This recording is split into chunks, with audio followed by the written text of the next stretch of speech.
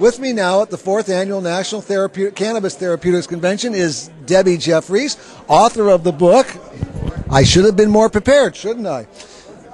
Jeffries' Journey. It's an incredible book. Debbie and her mother Lorraine came to our meeting about 2 years ago to talk about it.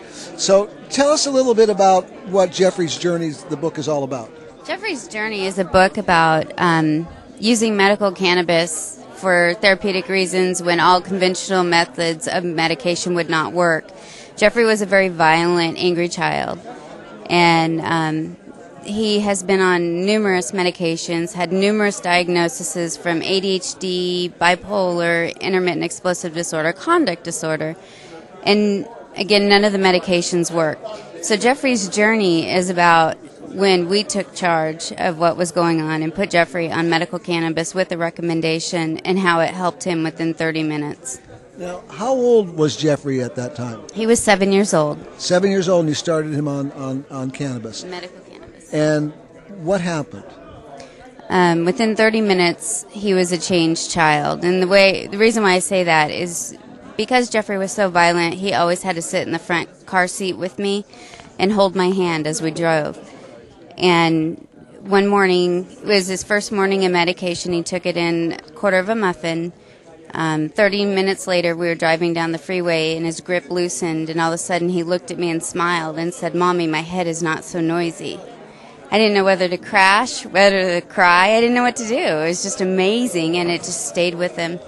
And this was from a boy who could not stay in school, couldn't make friends because of this. Because of his anger, and he was very violent towards others. And so what was the upshot? What happened after he started using cannabis to his personal life? His personal life had changed tremendously. He began having friends in the neighborhood. He had his very first birthday party at 8 years old, where someone actually came. He had, I think there was 8 or 9 kids there.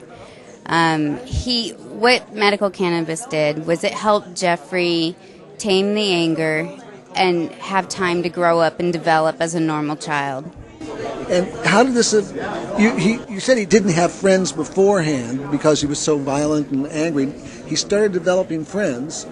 Did their friends' parents know about his? Yeah. And how was their reaction? What was the reaction? Everyone was amazed, that something was working because they saw the difference, especially our neighbors. They saw the difference in Jeffrey. And so, I told them what I was doing. I wasn't going to not tell them. And they allowed their children to play with him. So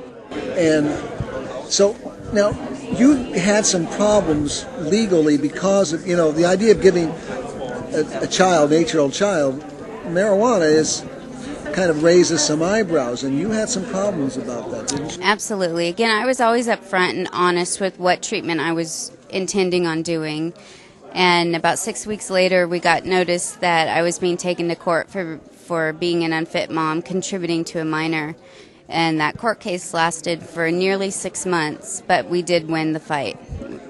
And what did the judge say? The judge first apologized to us for having us have to go through this and all the time we wasted because of it.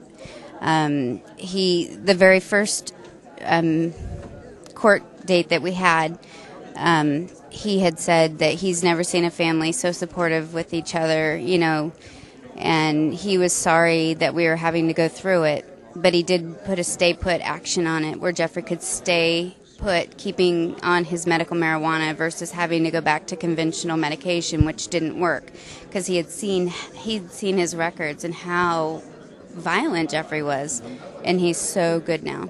So the court said you keep doing just what you're doing. Absolutely. It was a landmark case. I'll say it was. Well, how did Children's Services react when that happened?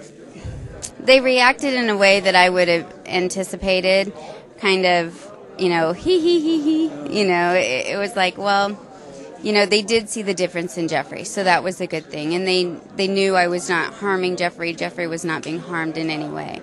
Now, your source of marijuana came from a group called the Women's Alliance for Medical Marijuana, and they were the ones that were raided by the DEA and closed down, and you lost your source of medicine for Jeffrey. What happened when that occurred? When that occurred, again, Jeffrey had time to grow up, so he knew what it was like to be normal. And when we could not get his supply, the right supply of what he needed, he started to spiral downhill again into anger and violence. And he was aware of it as well, could not control it. And so eventually we had to Jeffrey had to end up in a residential facility again.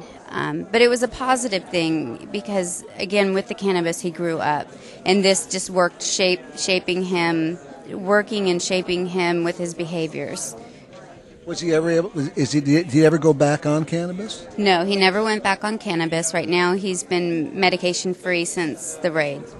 And do you feel that his use is what you said grew up? Do you think the use is what helped teach him how to behave? It was a miracle. It was a miracle medication for Jeffrey. It did teach him how to grow up and he get a sense of normality, what it was like to have friends, have birthday parties. Be able to function, without getting so angry over one little thing, a shoelace being untied or anything like that. Does he miss the medicine? Does he say anything about not having it anymore, not using it anymore? He does not miss the medicine in that sense, but what he is a big advocate for medical marijuana.